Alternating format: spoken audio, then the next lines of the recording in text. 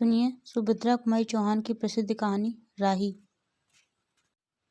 तेरा नाम क्या है? राही। तुझे किस अपराध में सजा हुई? चोरी की थी सरकार। चोरी? क्या चुराया था? अनाज की गठरी। कितना अनाज था? होगा 5-6 सेर। और सजा कितने दिन की है?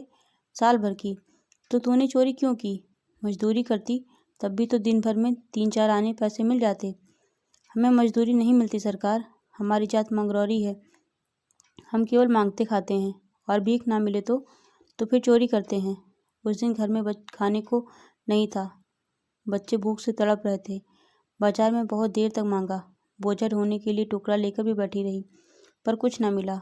सामने किसी का बच्चा रो रहा था, उसे देखकर मुझे अपने भूखे बच्चों की याद आ गई।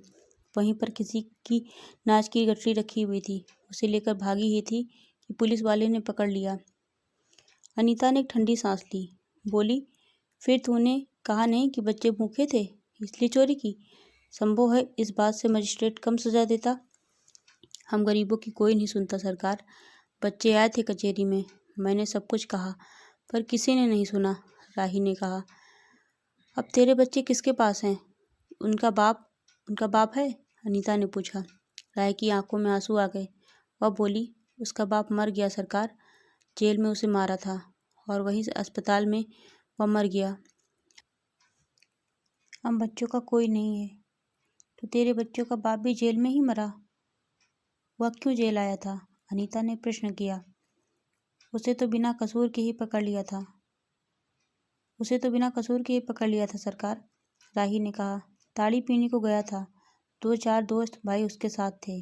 मेरे घरवाले का एक वक्त पुलिस वाले से झगड़ा हो गया था, उसी का बदला उसने लिया।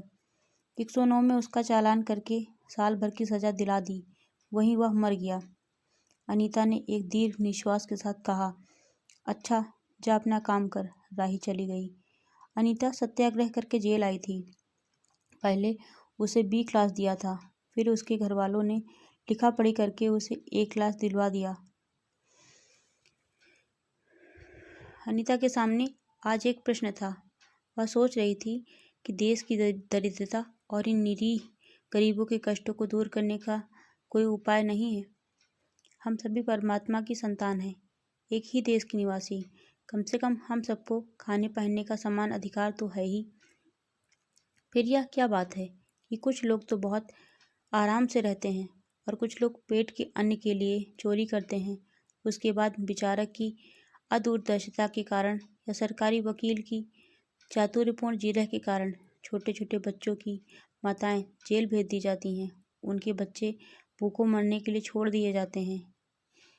एक और तो यह कैदी है जो जेल आकर सचमुच जेल जीवन के कष्ट उठाती है, और दूसरी ओर हैं हम लोग जो अपने देशभक्ति और त्याग का ढिंढोरा पीटते हुए जेल आते हैं। हमें आमतौर से दूसरे कैदियों के मुकाबले में अच्छा बर्ताव मिलता है, फिर भी हमें संतोष नहीं होता।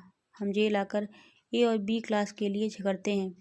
जेल आकर ही हम कौन सा बड़ा त्याग कर देते हैं। जेल में हमें कौन सा कष्ट रहता है सिवाय इसके कि हमारे माथे पर नेतृत्व की सील लग जाती है। हम बड़े अभिमान से कहते हैं, यह हमारी 4थी जेल यात्रा है, यह हमारी 5वीं जेल यात्रा है, और अपनी जेल यात्रा के किस्से बार बार सुनाकर आत्मगौरव अनुभव करते हैं।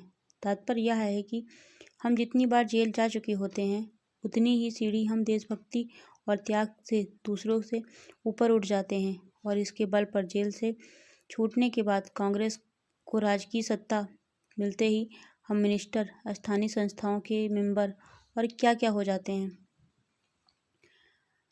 अनीता सोच रही थी, कल तक जो खद्दर भी ना पहनते थे, बात बात पर कांग्रेस का मजाक उड़ाते थे, कांग्रेस के हाथों में थोड़ी शक्ति आते ही वे कांग्रेस भक्त बन गए, खद्दर पहनने लगे, यहाँ तक कि जेल में भी दिखाई पड़ने लगे।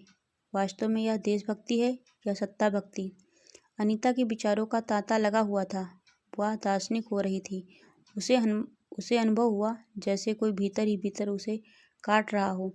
अनीता की विचारावली अनीता को ही खाए जा रही थी। उसे बार बार यह लग रहा था कि उसकी देशभक्ति सच्ची देशभक्ति नहीं वरन मजाक है। उसे आत्मग्लानि हुई और साथ ही साथ आत्मानुभूत भी। अनीता की आत्मा बोल उठी, वास्तव में सच्ची देशभक्त तो इन गरीबों के कष्ट निवारण में है। ये कोई दूसरे नहीं, हमारी ही भारत माता की संतानें हैं। इन हजारों लाखों भूखे नंगे भाई बहनों की यदि हम कुछ भी सेवा कर सकें, थोड़ा भी कष्ट निवारण कर सकें, तो सचमुच हमने अपने देश की कुछ सेवा की। हमारा वास्तविक देश तो देहातों में ही है। किसानों की दुर्दशा से हम सभी थोड़े बहुत परिचित हैं, पर इन गरीबों के पास न घर है न द्वार। अशिक्षा और अज्ञान का इतना गहरा पर्दा इनकी आंखों पर है कि होश संभालते ही माता पुत्री को और सास बहू को चोरी की शिक्षा देती है, और उसका यह विश्वास है कि चोरी करना और भीख मांगना ही उनका काम है। इससे अच्छा जीवन बिताने की वह कल्पना ही नहीं कर सकते। आज यहाँ डेरा डाल के रहे तो कल दूसरी जगह चोरी की, बचे तो बचे, नहीं तो फिर 1-2 साल के लिए जेल।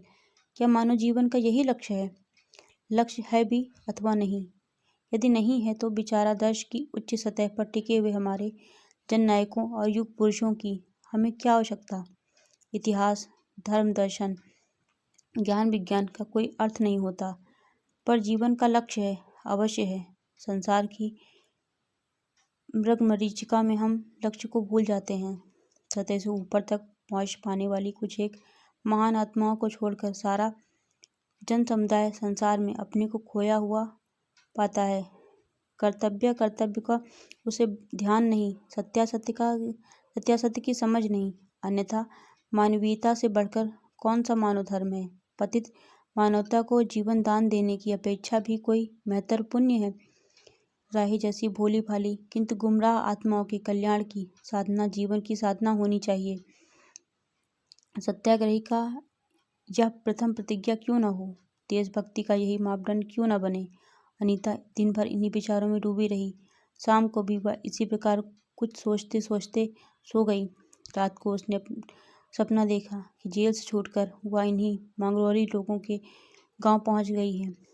वहां उसने एक छोटा सा आश्रम खोल दिया है।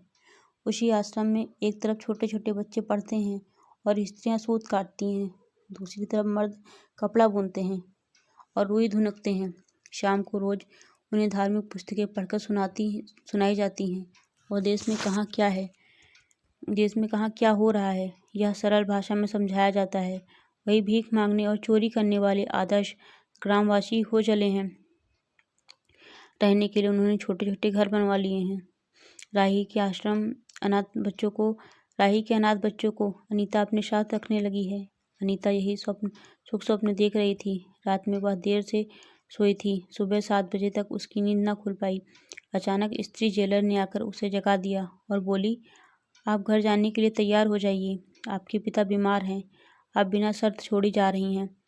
अनीता अपने स्वप्न को सच्चाई में परिवर्तित करने के लिए एक मधुर कल्पना ले घर जाती है। धन्यवाद। आपको यह कहानी कैसी लगी? कृपया कमेंट बॉक्स में बताएं। चैनल को सब्सक्राइब करें।